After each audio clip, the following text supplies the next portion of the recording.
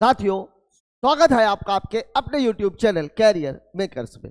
SSC GD previous year series में आज हम बात करेंगे मैथ के 67 नंबर पेपर की, जो लिया गया था दिनांक 8 फरवरी को 2:30 PM से 3:30 PM के बीच में। आइए देखते हैं इस पेपर में किस तरह के सवाल पूछे गए थे। पहला सवाल आपकी स्क्रीन पर यह रहा। एक त्रिभुज की भुजाएं 5 सेंटीमीटर, 12 सेंटीमीटर तथा 3 सेंटीमीटर की है। त्रिभुज के भुजाओं के मध्य बिंदुओं को मिलाने से बने त्रिभुज का क्षेत्रफल ज्ञात करें।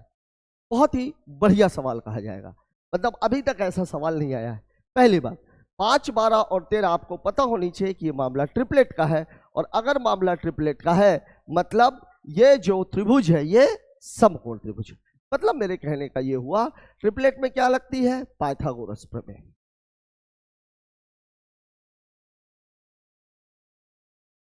अब पाइथागोरस प्रमेय में जो सबसे बड़ी वाली भुजा ये कर्ण होती है, ये इसके बराबर होनी चाहिए। तो ये कितना हो जाएगा? 169 बराबर 25 प्लस 144। और आप देखिए कि ये बैलेंस्ड है। वैसे भी मैं आप लोगों को बता दूं कि ट्रिपलेट, कुछ महत्वपूर्ण ट्रिपलेट जो है वो ये रहती है 3, 4, 5 व इनके गुणज। ठीक है, फिर 5, 12, 13 व इनके गुणज। ठीक है, एक और रहती है 8, 40, 41। ठीक है, तो इस तरह के ट्रिपलेट होती है। वैसे ट्रिपलेट निकालने का भी एक तरीका होता है, जैसे मैं आप लोगों को बताऊं। अगर मान लीजिए मुझे इसका निकालना हो, जैसे 5 है, 5 क्या है? विषम संख्या है। इसका स्क्वायर किया कितना हो गया? 25। इसका स्क्वायर किया कितना हो गया? 25। 5 का स्क्वायर बराबर 25। अब आप देखिए, सॉरी, सबसे छोटी वाली भुजा से निकलता है, सॉरी, 3 का स्क्वायर, 3 का स्क्वायर बराबर कितना हो गया? 9। 9 को आप ऐसे दो हिस्सों में बांटिए जिसमें एक का अंतर हो, तो कितना हो जाएगा? ये 9 बराबर कितना होता है? 4-5। ठीक इसी तरीके से आप देखिए, 5 का स्क्वायर बराबर कितना होता है? 25। इसको भी आप दो हिस्सों में बांटेंगे तो 12 और 13, 5, 12, 13, 3, 4, 5, ये ट्रिपलेट है। इसी में इसका जो गुण है, जैसे 6, 8, 10 है। ठीक है, अब देखिए 6 का स्क्वायर, 6 का स्क्वायर बराबर कितना होता है? 36। अब यहाँ एक समस्या है, ये सम संख्या है, तो सम संख्या तो पहले आप इसको आधा कीजिए। तो 36 का आधा कितना हो जाएगा? 36/2, मतलब कितना हो जाएगा? 18। अब इनको ऐसे दो हिस्सों में बांटना है कि इनके बीच में 2 का अंतर रहे। तो 18 का आधा होता है 9, तो इसके इधर आएगा 8 और इधर चला जाएगा, तो कितना हो जाएगा? 10। तो जब भी सम संख्या है उसमें जो सबसे छोटी संख्या है इसका स्क्वायर कीजिए, आधा कीजिए, 2 का डिफरेंस। अगर विषम संख्या है स्क्वायर कीजिए, ऐसी दो संख्याएं जो लगातार है वही उसकी अगली दो भुजाएं। ठीक है, वैसे ये ट्रिपलेट आप लोग अपने दिमाग में बैठा करके रखिए। अब एक बात तो आपको पता लग गई कि ये जो पूरा मामला है, ये पूरा मामला किसका है? ये पूरा मामला है समकोण त्रिभुज का। और समकोण त्रिभुज का जो क्षेत्रफल है, समकोण त्रिभुज का जो क्षेत्रफल है वो होता है 1/2 गुणे आधार गुणे ऊंचाई। अब देखिए, आधार और ऊंचाई जो शेष दो भुजाएं हैं ये हो जाएगी 2 छक्के 12, मतलब इसका उत्तर क्षेत्रफल कितना हो जाएगा? 30 हो जाएगा। अब यहां पर जो आपको बोला गया है, अगर मान लीजिए ये कोई त्रिभुज है, इसके मध्य बिंदु ये है, मान लीजिए ये है P Q, सॉरी इसको अपन दूसरे से ले लेते हैं, ये त्रिभुज, ये त्रिभुज। अब इसके मध्य बिंदुओं को मैंने मिला दिया। ठीक है, फिर एक और त्रिभुज, इसके मध्य बिंदु हम ले लेते हैं। अब मान लीजिए ये कौन सा है? P Q R। ये कौन सा है? X Y Z। और बड़ा वाला कौन सा है? बड़ा वाला है A B और C। अब ये मध्य बिंदु है, ABC की तीनों भुजाओं के मध्य बिंदु XYZ की तीनों भुजाओं के मध्य बिंदु PQR। यहां पर आप लोगों को एक बात ध्यान रखनी, इसको भी मैं मिटाने जा रहा हूं। यहां पर आपको एक बात ध्यान रखनी है कि बाहर से अंदर की ओर, बाहर से अंदर, ठीक है, तो क्या होता है? परिमाप, परिमाप में क्या होता है, परिमाप बटे 2। और क्षेत्रफल में क्या होता है, क्षेत्रफल में होता है क्षेत्रफल बटे 4। ठीक है, ठीक है। ऐसे ही अंदर से बाहर की ओर जब हम जाएंगे,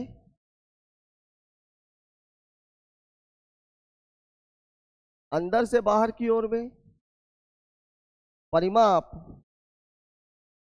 बराबर क्या हो जाएगा, परिमाप गुणे 2, और क्षेत्रफल बराबर क्या हो जाएगा, क्षेत्रफल गुणे, मतलब अगर मैं ये बोलूं कि एबीसी का क्षेत्रफल 60 है तो एक्स वाई जेड का क्षेत्रफल कितना हो जाएगा, 60 बटे 4 15। तो इसका जो क्षेत्रफल है 15 बटे 4 3.75। ठीक है। अगर मैं बाहर वाले का परिमाप बोलूं 60 है तो अंदर वाले का 30 और उसके अंदर वाले का कितना हो जाएगा 15। अगर मैं बोलूं अंदर वाले का क्षेत्रफल 10 है तो एक्स वाई जेड का 40 और ए बी सी का 4 का गुणा 160। तो ये होता है मामला जब कभी भी मध्य बिंदुओं को मिलाने के बाद त्रिभुज बनाया जाए। अब यहां पर देखिए, मध्य बिंदुओं को मिलाने से बने त्रिभुज का क्षेत्रफल मतलब एक ही बार अंदर गया है। मतलब अभी जो कहानी है वो फिलहाल ये है कि एक कोई त्रिभुज है, इसके मध्य बिंदु है, इन मध्य बिंदुओं को मिलाने से जो बना हुआ त्रिभुज है उसका क्षेत्रफल निकालना है। तो इसका क्षेत्रफल कितना है 23, तो इसका क्षेत्रफल कितना हो जाएगा 30 बटे 4, मतलब उत्तर हो जाएगा 7.5 दिया हुआ है आपको ऑप्शन नंबर 4। यह बात आपको हमेशा याद रखनी है, अंदर से बाहर की ओर जा रहे हैं कि बाहर से अंदर की ओर जा रहे हैं। मान लीजिए अंदर वाले का 30 दे दिया होता तो बाहर वाले का कितना हो जाता 120, 4 का गुणा। अगर परिमाप की बात कर रहा होता, बाहर वाले की परिमाप अगर 30 होती तो अंदर वाले की परिमाप कितनी हो जाती 15। ठीक है, बात करते हैं अगले सवाल की। अगला क्वेश्चन हमसे क्या करा है, एक 100 मीटर की दौड़ में ए बी को 20 सेंटीमीटर से और बी सी को 10 मीटर से हराता है, उसी दौड़ में ए सी को कितने से हराएगा। देखिए ए और बी का जब मामला आएगा तो ए दौड़ेगा 100, तो बी से 20 का मतलब ये दौड़ेगा 80, ये दौड़ेगा 80, 80 दौड़ेगा मतलब रेशियो,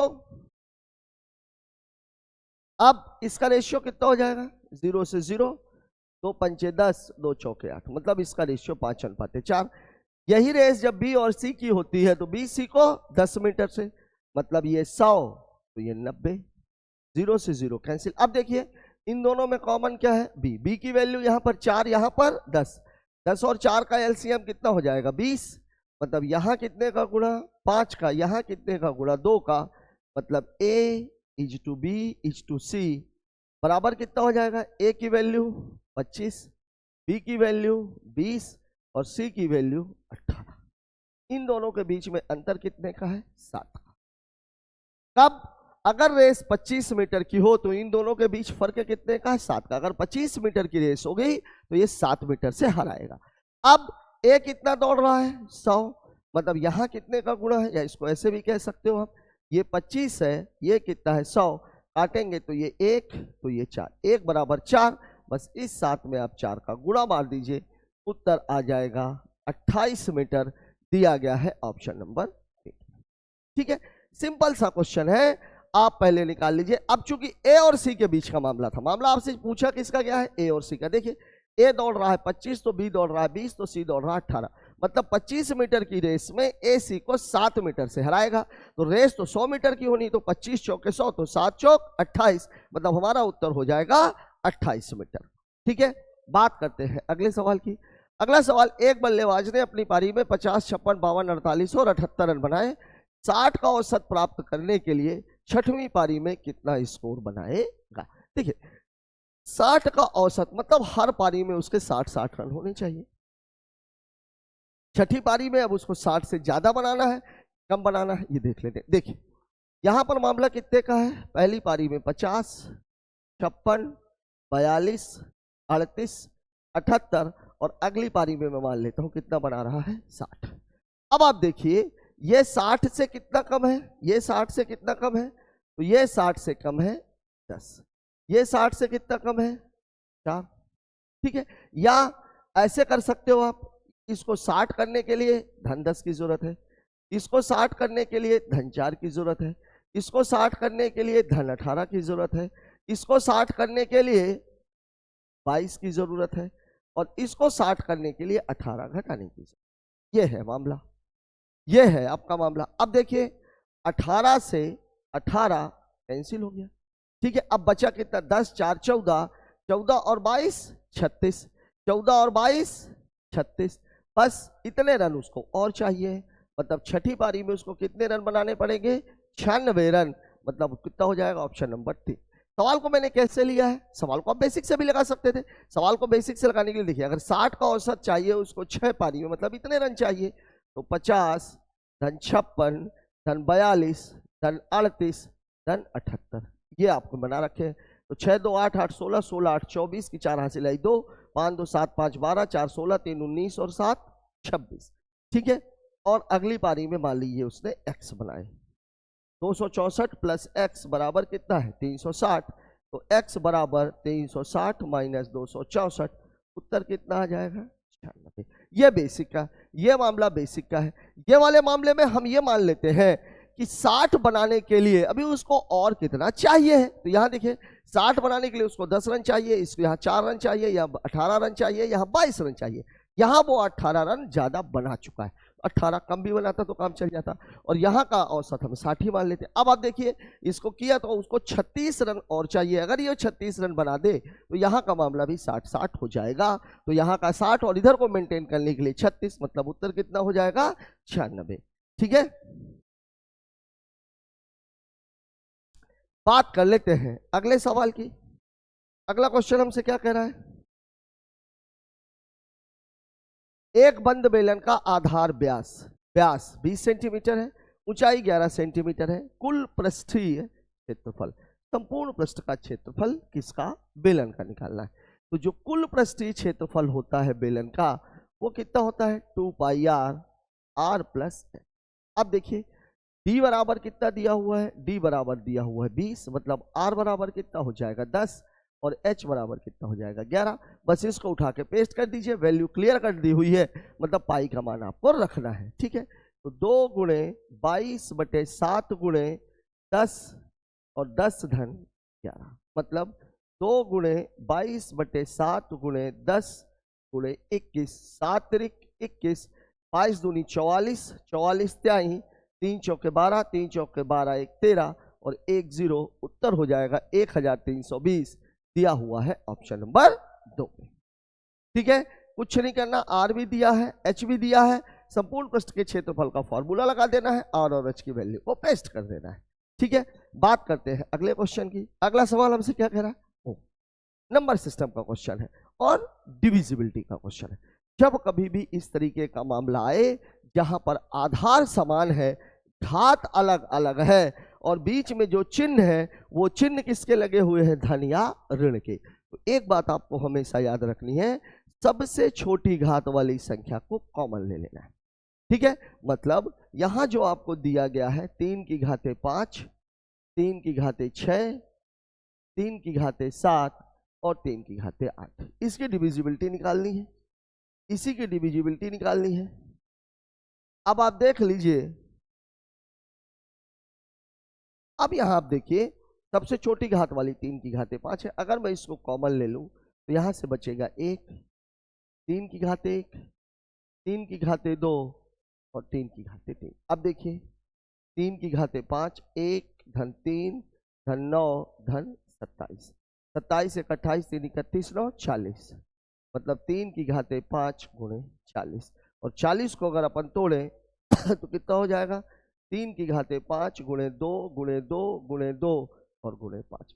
अब कोई भी संख्या उसको तभी डिवाइड करेगी जब वो इन गुणनखंडों से मिलकर के बनी हुई हो। देखो देखिए 11 को चेक करता हूं मैं, 11 इनमें से बनेगा क्या, नहीं। 14 के लिए मुझे 7 चाहिए, बनेगा क्या, नहीं। 17 खुद प्राइम नंबर है, 17 है क्या, नहीं। लेकिन 10 यहां पर है, क्यों, क्योंकि 2 भी है और 5 भी है, मतलब इस सवाल का उत्तर हो जाएगा 10। ये पूरी की पूरी संख्या 10 से विभाजित हो जाएगी, क्यों, क्योंकि इसका गुणनखंड, इसकी जो वैल्यू है वो 3 की घाते 5 गुणे 40 है, ठीक है। बात करते हैं अगले सवाल की। अगला क्वेश्चन हमसे बोल रहा है, प्रेम ने एक कार्य को 112 दिनों में किया, बेन यह कार्य 90 दिनों में कर सकता है। प्रेम ने अकेले कार्य शुरू किया, कितने दिनों बाद बेन को उसके साथ जुड़ना चाहिए ताकि कुल कार्य 56 दिनों में समाप्त हो जाए। बहुत ही बढ़िया सवाल है, बहुत ही आसान सा सवाल है। 45 दिन वो काम करेगा, 56 दिन है, मतलब उसको 11 दिन बाद जुड़ना चाहिए। सवाल का उत्तर तो 11 है। अब ये 11 है क्यों, बात को समझिए। देखिए एक पहले मैं इसको डायरेक्ट लगा देता हूँ। देखिए प्रेम करता है 112 दिन में, तो 56 दिन में वो कितना काम करेगा? 56 दिन का जो काम है वो कितना हो जाएगा? 56/112 मतलब 1/2। ठीक है, तो शेष काम भी कितना हो जाएगा? शेष काम हो जाएगा 1/2। तो दूसरा आदमी कौन है? बेन। बेन को ये काम करना है, और बेन कितने दिनों में कर रहा है पूरा काम? 90 दिनों में। तो 1/2 काम कितने दिनों में करेगा? 45 दिन इसको लगेंगे। अब 45 दिन इसको लगेंगे तो जुड़ेगा कब? क्योंकि काम कितने दिन होना है? टोटल 56 दिन। 45 दिन इसको करना है, मतलब उत्तर हो जाएगा 11 दिन। ठीक है, ये तो हो गया डायरेक्ट वाला, ये तो हो गया डायरेक्ट वाला मामला। अब इसी को अगर मैं डायरेक्ट ना लगा के बेसिक से लगाऊं, देखिए प्रेम करता है 112 दिनों में, बेन करता है 90 दिनों में, ये आपका टाइम है। ठीक है, 16 से कटेगा नहीं, 8 से कट जाएगा क्या? 2 1 3 1 4, 3 से तो कटेगा ही नहीं, 5 से भी कटेगा नहीं, 2 56 और 45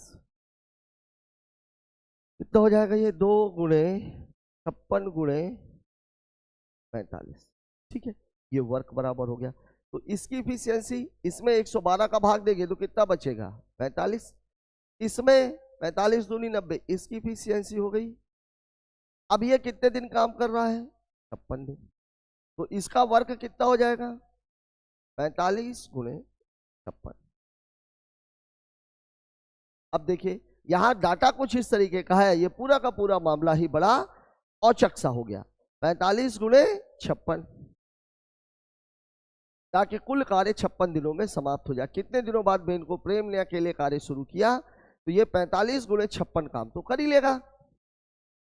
2 गुणे 56 गुणे 45, 56 दिन काम करना है। किसी से कट रहा है क्या? ये 5 नंबर 45 कटेगा तो ये किसी से है नहीं। इसकी इफिशियंसी 56 है, इसकी ये है। ठीक है भाई, अब देख लीजिए, अब इसको चाहे आप गुणा कर लीजिए। 45 दूनी 90, 9 छक्का 54, 9 पना 45, 45 और 5 50, टोटल वर्क 5040 है। इसको अगर 45 दूनी 90 28, 9 अठे 72 और 9 दूनी 18 और 7 25, 2520 का। तो जो शेष काम है, शेष काम कितना हो जाएगा? देखिए 5040 माइनस 2520, तो बचेगा कितना? 2520। इसको कौन कर रहा है? बेन कर रहा है। तो बेन कितने दिनों में करेगा? 2520/56 मतलब कितने दिनों में करेगा? 45 दिन। कितने दिनों में करेगा? 45 दिनों में। ये हिस्सा अलग है। ठीक है, तो जुड़ेगा कब? 56 माइनस 45 बराबर उत्तर कितना हो जाएगा? 11 दिन। उत्तर कितना हो जाएगा? 11 दिन। ठीक है, तो अब यहां पर डाटा थोड़ा सा टिपिकल है, जबकि यहां पर आप सवाल को देखते देखते लगा सकते हो। 11 दिन उत्तर आएगा। क्यों? क्योंकि भैया 112 दिन का काम है, 56 दिन किया तो आधा काम करके चला गया। ये 90 दिन में पूरा करता तो आधा काम 45 दिन में करेगा। 56 दिन काम होना है तो कब जुड़ेगा? 11 दिन के बाद। 56 माइनस 45 बराबर 11 दिन। यहां आप करोगे तो डाटा कुछ इस तरीके का है कि इसका जो वर्क है ये बहुत लंबा आ रहा है। लंबा रहा तो सवाल आप करोगे तो कैलकुलेशन ज्यादा हो जाएगा। ठीक है, वैसे दोनों ही तरीकों से सवाल को मैंने लगा दिया है। बात कर अगले सवाल की। जब पहली संख्या का 20% दूसरी संख्या में जोड़ा जाए तो दूसरी संख्या 50% बढ़ जाती है। पहली संख्या का दूसरी संख्या से अनुपात 5:2 ये हो जाएगा। क्यों? जब एक संख्या का 20% दूसरे संख्या में जोड़ा गया या घटाया गया और उसमें 50% का फर्क आया, मतलब ये हुआ इसका 20% उसके 50% के बराबर है। मतलब ये कहने का हुआ कि अगर पहली संख्या को मैं x मानूं तो x का जो 20% है वो y के 50% के बराबर है। तो x अनुपाते y बराबर कितना हो जाएगा?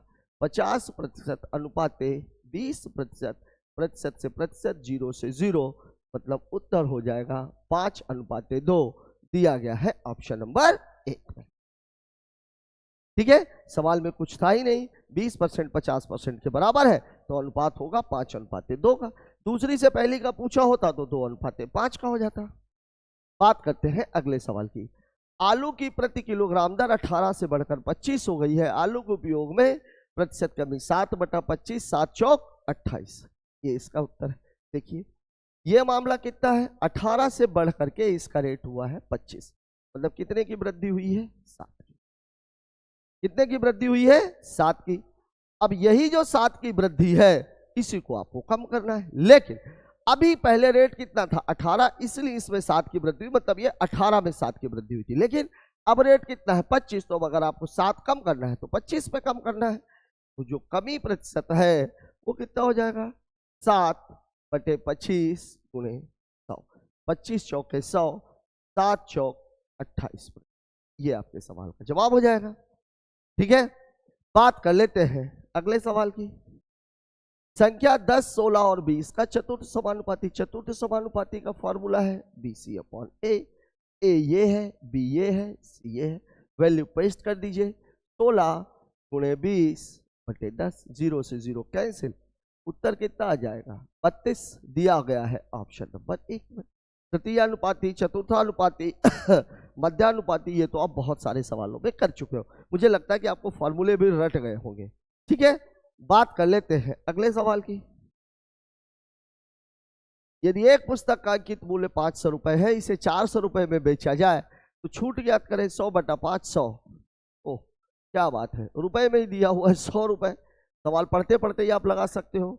500 से घट के कितनी हुई है? 400 रुपए, मतलब जो छूट मिली है वो कितने रुपए की मिली है? 100 रुपए की। यही आपसे पूछा गया। प्रतिशत पूछ लेता तो 20% आ जाता। बात करते हैं अगले सवाल की। एक संख्या के मान में 5% की वृद्धि और संख्या के मान में 15% की कमी। ध्यान दीजिएगा, ये दो अलग अलग संख्याएं नहीं है, एक ही संख्या की बात हो रही, एक ही संख्या की बात हो रही। अब आप देखिए 5 का मतलब 5% का मतलब कितना होता है? 1/20। ठीक है, 15% का मतलब कितना होता है? 15% का मतलब होता है 3/20। अब देखिए 5 की वृद्धि मतलब 20 से मामला कितने का हो गया? 21 का, और यहां पर 15% की कमी मतलब 20 से मामला कितने का हो गया? 17 का। अब ये दोनों चूंकि बराबर है, अगर ये दोनों बराबर नहीं होते तो मुझे बराबर करना पड़ता, क्योंकि संख्या तो वही है, संख्या तो वही है। अब देखिए यहां पर जो फर्क है वो कितने का दिख रहा है? 4 का, और सवाल में कितने का बोल रहा है? 9 का। मूल संख्या आपकी कितनी है? 20। तो 4 बराबर 9 है, तो 20 बराबर कितना हो जाएगा? 9/4 गुणे 20, 4 पंचे 20, 9 पना 45, ये आपका उत्तर है, दिया गया है ऑप्शन नंबर 2 में। यहां बात को समझिएगा, किसी संख्या में 5% की कमी कर दी गई, फिर उसी संख्या में 15% की बढ़ोतरी कर दी गई, और दोनों के बीच का जो फर्क आया वो फर्क कितने का आया? वो फर्क आया है कितने का?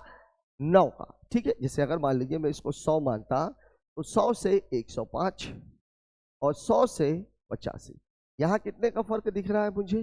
20 का। चाहिए कितने का मुझे? 20 बराबर कितना दिया हुआ है? 9। चाहिए मुझे 100 का, तो 100 बराबर कितना हो जाएगा? 9/20 गुणे 100, तब भी उत्तर वही आएगा, 9/45। यही तो आपके सवाल का जवाब। 100 मान के करेंगे तो भी आ जाएगा, वैल्यू को अगर 20 मान लेंगे तो भी आ जाएगा। ठीक है, बात कर लेते हैं अगले सवाल की। बढ़िया सवाल, no doubt, no doubt at all, बढ़िया सवाल है। देखिए देखिए कितना बढ़िया सा क्वेश्चन दिया हुआ है। अब आप देखिए 0.0002 होल स्क्वायर प्लस 0.0033 का होल स्क्वायर प्लस 0.0444 का होल स्क्वायर बटे 0.00002 का होल स्क्वायर प्लस 0.00033 का होल स्क्वायर प्लस 0.00444 का।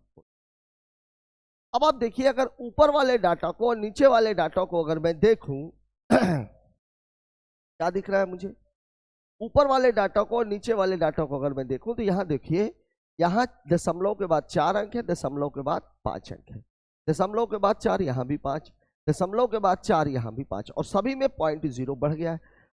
अगर मैं इस डाटा को भी ऐसा ही बना दूं तो ये ऊपर और नीचे कट जाएगा। मतलब ये हुआ कि ये जो दिया हुआ है 0002 प्लस 0.0033 का स्क्वायर प्लस 0.0444 का स्क्वायर बटे, अब मैं इसको ऐसा कर देता हूं, इसको भी यही बनाता हूं, ये भी स्क्वायर है, तो 0.0002 का स्क्वायर अगर मैं बनाऊंगा तो मुझे यहाँ पे 0.1 के स्क्वायर का गुणा करना, ठीक है, प्लस वास्तव में ये है क्या, 0.1 गुणे 0.0002 बराबर हो जाएगा 0.0000। इसको मैंने इन दो फॉर्मेट में तोड़ दिया, प्लस यही कहानी यहाँ पे आ जाएगा, 0.1 का स्क्वायर गुणे 0.0033 का स्क्वायर प्लस यहाँ भी वही 0.1 का स्क्वायर बाहर निकलेगा गुणे 0.0444 का स्क्वायर। अब देखिए, मैं यहाँ से 0.1 को कॉमन ले लेता हूँ, तो 0.0002 का स्क्वायर प्लस 0.0033 का स्क्वायर प्लस 0.0444 का स्क्वायर बटे, मैं 0.1 स्क्वायर को बाहर ले लेता हूँ, अंदर यही आ जाएगा 0002 का स्क्वायर प्लस 0.0033 का स्क्वायर प्लस 0.0444 का स्क्वायर। अब देखिए, ऊपर और नीचे बराबर है तो ये ऊपर वाला और नीचे कैंसिल हो जाएगा, बचेगा ये 0.1 इंटू 0.1। अब इसको आप ऊपर ले जाएंगे तो 10 गुणे 10, उत्तर कितना हो जाएगा, ठीक है, दिया गया है आपको ऑप्शन नंबर 1 में। अब आपको लग रहा होगा कि मैंने बहुत लंबा सवाल लगा दिया। मैंने आप लोगों को एक बात बताई थी, BODMAS 4 पार्ट में, पहला हिस्सा उसका कैलकुलेशन का है, बैंकिंग में पूछा जाता है, दूसरा हिस्सा BODMAS का है जो ज्यादातर स्टेट के जो एसएससी के एग्जाम है उसमें पूछा जाता है, एसएससी में भी पूछा जाता है, मैथमेटिकल सीरीज और अलजेब्रिक फॉर्मूला, एसएससी में ये दोनों चीजें ज्यादा आते हैं। अब ये जो सवाल है, ये पूरा का पूरा जो सवाल है, ये 1 सेकंड का सवाल था, आप इसको देख सकते थे। 2 है और यहाँ पर 4 है, यहाँ पर 5 है, मतलब 0.1 ज्यादा है, यहाँ पर भी वही चीज है, वहां पर भी वही है, मतलब 0.1 का स्क्वायर नीचे ज्यादा है। 0.1 के स्क्वायर को अगर मैं कैंसिल करूंगा तो उत्तर 100 होगा, ये मामला यही है। अब अगर मान लीजिए मैं यहाँ पे 1 जीरो और बढ़ा देता, 1 जीरो और बढ़ा देता तो कितना हो जाता, 0.01 का स्क्वायर, तो 100 गुणे 100 आ जाता, और 100 गुणे 100 आ जाता, मतलब उत्तर 10,000 हो जाता, ठीक है। तो यहां पर केवल आपको देखने की जरूरत है, बहुत जल्दी अलजेब्रिक फॉर्मूले का पूरा एक कंप्लीट वीडियो आपको मिलने वाला है, ठीक है, विद इन अ वीक वो आपको अपलोड होकर के मिल जाएगा, जिसमें अलजेब्रिक फॉर्मूले से रिलेटेड सारे सवाल आपको मिलेंगे। सवाल देखने में इतने बड़े बड़े रहते हैं, लेकिन उनका जो उत्तर है वो केवल इतना सा होता है, देख के ही आप उत्तर को टिक कर सकते हैं, ठीक है। अच्छा सवाल है, बात करते हैं अगले क्वेश्चन। सवाल में आपको बोल रहा है एक स्कूल के 10वीं कक्षा में 4 सेक्शन है, ए बी सी और डी, प्रत्येक सेक्शन में 30 विद्यार्थियों की संख्या समान है, चारों सेक्शनों का गणित में औसत अंक इतना इतना और इतना है, उस स्कूल की पूरी 10वीं कक्षा का गणित में औसत अंक ज्ञात करें। अब एक तरीका तो यह है कि चारों को जोड़ करके आप 4 का भाग दे दीजिए। ये मैं क्यों बोल रहा हूँ, क्योंकि 30 तो सभी में है, 30 तो सब में कॉमन है, तो आपको कुछ भी करने की आवश्यकता नहीं है, मतलब संख्या से रिलेटेड कोई मामला नहीं है, क्योंकि मैंने आप लोगों को ये बात बताई भी थी, संख्या को आप रेशियो में बदल सकते हो, 30 का जो रेशियो है इसको आप 1 1 1 1 कर सकते, ठीक है। तो कितने हो जाएंगे टोटल, 4। दूसरा तरीका, पहला तरीका मैं आपको बेसिक से बता देता हूँ, देखिए 89.8 प्लस 92.6 प्लस 99.1 प्लस 94.5, 8 6 14 1 15 5 20 की शून्य हासिल आई 2, 9 2 11 2 13 9 22 22 4 26 की 6 हासिल आई 2, 8 2 10 10 9 19 9 28 और 9 37 376। ये 4 लोगों में बटेगा तो बटे 4, 4 नहीं 36, 4 चौके 16, उत्तर हो जाएगा 94। ठीक है, क्यों? क्योंकि ये तो अंक थे और जो संख्या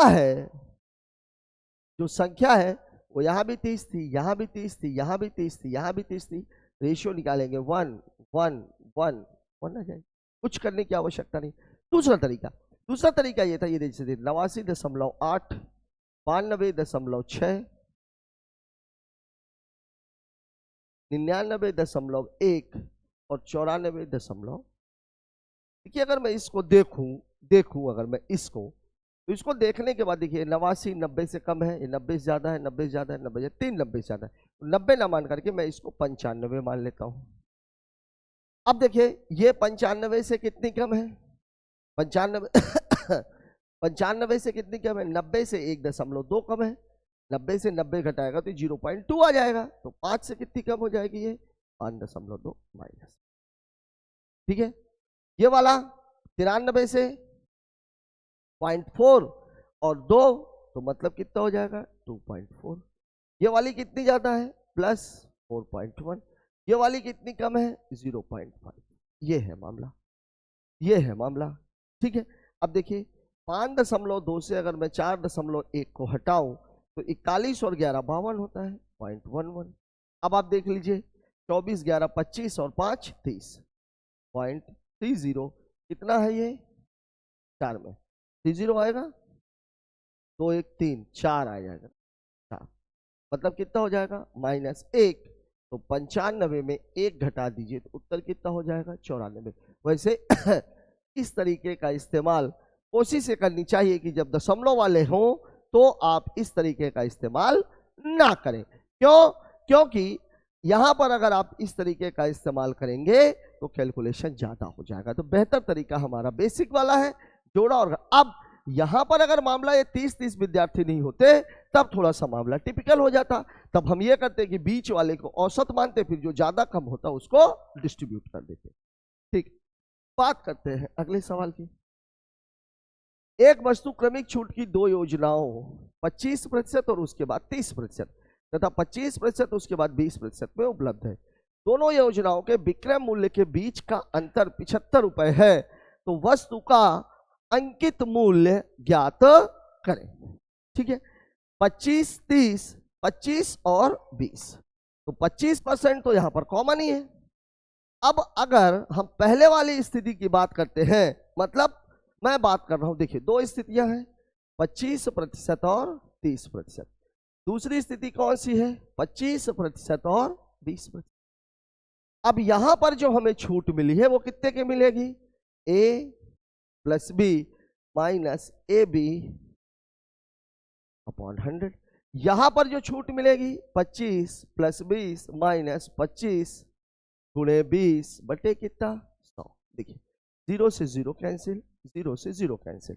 यहां पर मामला कितना है? 75 माइनस 25 तिहाई 75, ये दशमलव, 75 में से 8 चला गया 67.5।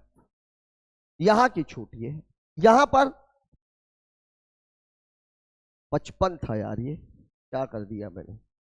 25 और 30 55, 55 में 8 घटाएंगे तो 47.5। यहां पर ये छूट है। यहां पर देखिए 45 माइनस 25 दूनी 2 पंचे 10 55 25, मतलब यहां पर जो है वो कितने का है? 40%। इन दोनों के बीच का जो अंतर है वो है 7.5। कितना है? 7.5%। और 7.5% की वैल्यू कितनी है? 75। 7.5% बराबर है 75, तो 100% बराबर कितना हो जाएगा? 75 बटे 7.5 गुणे 100, 0 यहां से, तो ये 76 से 75 कैंसिल, 1000 मेरा उत्तर है। दिया गया है ऑप्शन नंबर। ठीक है, यहां मैंने आप लोगों को बताया था, यहां मैंने आप लोगों को एक चीज बताई थी, वो ये बताई थी कि आपको अगर 25 20 25 30 ही अगर मामला रहता, मतलब अगर 55 ही हो रहा होता, हो सकता है 15 40 कर देता, तब हम केवल इसका और इसका डिफरेंस देते। लेकिन चूंकि यहाँ पे 25 30 था, वहां पे 25 20 था, इसलिए हमारी मजबूरी हो गई कि हमें छूट निकालनी पड़ी। ठीक है, बात करते हैं अगले सवाल की। अगला क्वेश्चन है, आर पहले घंटे दूसरे घंटे 10 घंटे तक 10-5 की चाल से चलता है। औसत चाल ज्ञात करें। औसत चाल का मतलब क्या होता है? औसत चाल का मतलब होता है बीच की चाल, बीच का मामला। अब आप देखिए 10 घंटे तक चला, 10 से शुरू किया है, 10, 9, 8, 7, 6, 5, 4, 3, 2 और 1। देखिए 5 संख्या, 1 2 3 4 5, 1 2 3 4 5, मतलब ये और ये। औसत यहां कहीं होगा, तो 6 और 5 के बीच का औसत कितना होता है? 5.5। उत्तर हो जाएगा ऑप्शन नंबर 2। औसत का मतलब होता है बीच का। या तो फिर आप करिए, जोड़िए और 10 का भाग दीजिए। जोड़ेंगे तो 1 से 10 तक का योग हमेशा कितना होता है? n प्राकृत संख्याओं का योग कितना होता है? n प्राकृत संख्याओं का होता है n इंटू n प्लस 1/2, मतलब 10 गुणे 11/2, 2 पंचे 10, तो योग कितना हो जाएगा? 55। ये योग है, ठीक है, तो कितना हो जाएगा? 55/10, मतलब उत्तर 5.5। या तो फिर प्राकृत संख्याओं का जो औसत है, औसत बराबर कितना होता है? n plus 1/2। n की वैल्यू कितनी है? 10 धन 1/2, 11/2, उत्तर कितना हो जाएगा? अच्छा, अब चाहे आप ऐसे लगाइए, चाहे आप ऐसे लगाइए, चाहे आप ऐसे लगाइए, मर्जी आपकी है। वैसे कोई भी लड़का होगा तो वो इधर की ओर ज्यादा जाएगा, क्योंकि फॉर्मूले आप लोगों को ज्यादा पसंद आते हैं। लेकिन व्यक्तिगत तौर पर अगर मेरी बात होगी तो मैं सवाल को यहां से उठाऊंगा। ठीक है, बात करते हैं अगले सवाल की। एक कंपनी ने एक मशीन के मूल्य में हर प्रतिशत 10% मूल्य ह्रास हो जाता है। वर्तमान मूल्य कितना है? 2 लाख रुपए है। तो 2 साल बाद मशीन का मूल्य कितना होगा? देखिए मूल्य ह्रास कितना होता है? 10%, और 10% की वैल्यू होती है 10, मतलब मामला है 10 से 9 का, 2 साल का मामला है, इसलिए ये हो जाएगा। अब ये देखिए मामला हो गया 100 से 81 का, इसकी वैल्यू दे रहा है 2 लाख रुपए। 2 लाख मतलब 5 जीरो, 2 जीरो इसके, 2 जीरो इसके, मतलब एक की वैल्यू है 2000 रुपया। बस आप इसमें 2000 का गुणा मार दीजिए, तो 2 एक कम 2, 2 अट्ठे 16, 3 जीरो और लगा दीजिए, उत्तर हो जाएगा 1,62,000 रुपया दिया गया है ऑप्शन नंबर 1 में। सीआई वाला तरीका, ठीक है। बात कर लेते हैं अगले सवाल की। अगला क्वेश्चन हमसे क्या कह रहा है? 25,000 रुपए पर 2 वर्षों में देय राशि क्या होगी जब क्रमिक वर्षों में ब्याज दर क्रमशः 12% और 10% हो? ब्याज का संयोजन वार्षिक रूप से किया जाता है। मतलब मामला किसका है? सीआई का। दर दोनों में अलग अलग दी गई है। यहां मैंने आप लोगों को क्या बताया था? देखिए 12% का मतलब कितना होता है? 12% बराबर होता है 3/25, और 10% का मामला कितना होता है? 1/10। तो यहां पर 25 से 28 का मामला है, और यहां पर 10 से 11 का मामला है। यही तो कहानी है। अब इसको अगर मैं 2 से काटूं तो ये 14, ये 5, अगर करेंगे तो 25 पंचे 125, और यहां करेंगे 11 का गुणा करना है तो 4, 5 और 1, मतलब मामला 125 से 154 का है। दिया कितना है? 25,000 रुपया। 25,000 रुपये। देखिए 25 पंचे 125, इसको काटेंगे तो 1000, और जब इसको काटेंगे तो कितना आ जाएगा? मतलब 1 बराबर कितना है? 200। बस यही 200 का गुणा आप इसमें मार दीजिए, तो 2 चौके 8, 2 पंचे 10, 2 एक कम 2 और 1 3, 2 जीरो, उत्तर हो जाएगा 30,800 रुपया दिया गया है ऑप्शन पर 4 में। सवाल में कोई दम नहीं है। जब कभी भी सीआई का मामला समान रेट का रहता, अगर मान लीजिए केवल 25/3 2 साल का पूछता तो 25 स्क्वायर 28 स्क्वायर कर देते, कुछ नहीं था। ठीक है, बात कर लेते हैं अगले सवाल की। अगला क्वेश्चन हमसे क्या कह रहा है? अगला क्वेश्चन हमसे कह रहा है अजय एक काम को 20 दिनों में कर सकता है, विजय उसी काम को 22 दिनों में कर सकता है। एकांतर दिनों में कार्य करते हैं, तो विजय द्वारा कार्य प्रारंभ किया गया तो वो एक साथ कार्य को कितने दिनों में पूरा कर लेंगे? ठीक है, अब आप देखिए एकांतर दिनों का मामला है। देखिए अजय और विजय, ये कितने दिन में? 20 दिन में, ये 22 दिन में। ये टाइम है, ये कितना हो जाएगा? 20 और 22 का जो एलसीएम है ये कितना हो जाएगा? 2 दाहम 11, 11 दूनी 22, 220 आ जाएगा। इसकी इफिशियंसी 11, इसकी इफिशियंसी 10। एकांतर दिनों का काम है, मतलब ये टोटल 21 काम करेंगे। कितने दिन में करेंगे? 2 दिन में करेंगे, और इसको हम मान लेते हैं 1 यूनिट। अब काम है कितना? 220। ये 220 में अगर मैं 21 का भाग दूं तो 21 से कम 21, 1 10 भाग ना पहुंचे लब्धे शून्य, ठीक है, दशमलव, सॉरी 10, मतलब 10 यूनिट और प्लस कितना काम है? 10 काम। अब देखिए काम को प्रारंभ कौन कर रहा है? विजय। कौन कर रहा है? विजय। अब 1 यूनिट का मामला 2 दिन का है, मतलब 10 गुणे 2 और प्लस। अब ये 10 काम है, ये 10 काम ही करता है, मतलब 10/10, ये कितना हो जाएगा? 1, मतलब 20 + 1, उत्तर हो जाएगा 21। ये आपके सवाल का जवाब है, दिया हुआ है आपको ऑप्शन नंबर 3 में। ठीक है, एकांतर दिनों के बहुत सारे काम आ गए हैं, बस एक चीज है इसमें थोड़ा सा चेंज किया हुआ, काम को उसने अजय से न प्रारंभ करके विजय से प्रारंभ करवाया। बात कर लेते हैं अगले सवाल की। एक घड़ी को 25% की हानि पर 15,000 रुपए में बेचा जाता है, घड़ी का क्रय मूल्य क्या होगा? घड़ी का क्रय मूल्य क्या होगा? अब आप देख लीजिए 25% की मतलब कितना है? 1/4, मतलब 4 से सामान कितने में बेचा जा रहा है? 3 में बेचा जा रहा है, मतलब ये आपका सीपी है, ये आपका एसपी है। इसकी वैल्यू है 15,000, 3 × 3, 3 बचे 15, 1 की वैल्यू हो गई 5,000, तो 4 की वैल्यू 4 × 5,000 बराबर उत्तर कितना हो जाएगा? 20,000 रुपया दिया गया है आपको ऑप्शन नंबर 4 में। बहुत ही सिंपल सा सवाल है, ठीक है। बात कर लेते हैं अगले सवाल की। अगला क्वेश्चन हमसे बोला एक खराब मशीन 900 ग्राम वजन को 1000 ग्राम का दर्शाती है, ठीक है। एक दुकानदार इस वजन मापने की मशीन का उपयोग करके 45 किलोग्राम चावल 65 रुपए प्रति किलोग्राम पर बेचने के लिए करता है, ठीक है। जिसे उसने 58 रुपए प्रति किलोग्राम खरीदा था, उसका कुल लाभ क्या होगा? पहली बात तो इस 45 केजी का यूज नहीं है, क्योंकि यहां पर अगर 45 केजी बेचा गया है मतलब खरीदा भी 45 केजी ही गया था। मामला है बेईमानी का, और बेईमानी में मैंने आप लोगों को 3 चीजें बताई थी। नंबर 1, पहली बात यह है कि सामान का क्रय मूल्य हमेशा 1000 रुपए प्रति किलोग्राम होता है। सामान जितने में बेचा जाए वो उसका विक्रय मूल्य होता है, और जितने भार का सामान दिया जाए वो उसका क्रय मूल्य। ये 3 बातें। अब आप देखिए वो रेट क्या लगा रहा है? 65 रुपए, लेकिन 65 रुपए वो रेट किसका लगा रहा है? 1000 ग्राम का। 65 रुपए वो रेट किसका लगा रहा है? 1000 ग्राम का, लेकिन दे कितना रहा है वो? 900 ग्राम। मतलब इसका जो विक्रय मूल्य है वो कितना हो जाएगा? 65/900 और गुणे कितना? 1000। 20 कैंसिल, 650/9, 9 सत्ते 63, 2 9 दूनी 18, 2 72.22। इसका जो सीपी है, सीपी कितना है? 58 रुपया। इसका जो प्रॉफिट है, प्रॉफिट कितना हो जाएगा भाई? 12 में से 8 चला गया 4, और 6 में से 5 चला गया 1, 14.22 रुपया। अब ये प्रॉफिट होता किस पर है? सीपी पर। तो जो प्रॉफिट परसेंट है वो कितना हो जाएगा?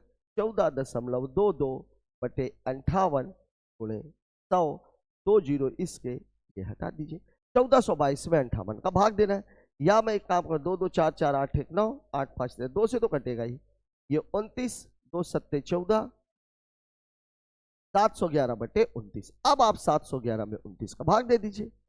711 में 29 का, 29 दूनी 58, 11 में से 8 चला गया 3, 6 में से 5 गया 1, 2, ठीक है। 3 चौके 12, 4 बार जाएगा, 4 नहीं है 36, 4 दूनी 8, 3 11, 11 में से 6 चला गया 5, 2 में से 1 चला गया 1, 15.0, 30 पंचे 150, लगभग 5 बार, 29 पन्ना 145, 5 बचेगा 50, 1 बार जाएगा, 24.5% उसको लाभ हुआ।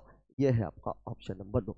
अब यहां पर आपको एक ये चीज है जो थोड़ी सी समझ में नहीं आएगी। देखिए 65 रुपए प्रति किलोग्राम जो वो बोल रहा था, तो वो तो वास्तव में वजन 1 किलोग्राम का था, लेकिन उसने तो दिया 900 ही, मतलब सामने वाले को 65 रुपए में 900 ग्राम मिला। अब तो जब 900 ग्राम का वजन 65 रुपए है, तो 1000 ग्राम का वजन कितना होगा? तो 65/900 गुणे 1000, मतलब वो बोल तो 65 रहा था, लेकिन बेच कितने में रहा है वो? 72.2। क्रय मूल्य 58 रुपए उसने अलग से दे रखा है, यहां से आपको प्रॉफिट मिल जाएगा और प्रॉफिट से प्रॉफिट परसेंट मिल जाएगा। बात करते हैं अगले सवाल। साथियों, इस क्वेश्चन के साथ ही हमारा ये पेपर खत्म होता है। पेपर काफी अच्छा कहा जाएगा क्योंकि शुरुआत में जो मेंसुरेशन का सवाल था ट्रायंगल वाला, बीच के जो 2-3 सवाल थे और ये जो लास्ट वाला बेईमानी वाला सवाल था, ये काफी अच्छे सवालों की श्रेणी में आते हैं। हाँ, इन्हीं चीजों को कंपनसेट करने के लिए उसने बीच में 3-4 सवाल बिल्कुल हलवा दे दिए थे, जिसको आप केवल देख करके टेक लगा सकते हैं। आज का डिस्कशन आपको कैसा लगा कमेंट बॉक्स में जरूर बताएं। मिलते हैं कल एक और नए वीडियो के साथ, तब तक के लिए जय हिंद।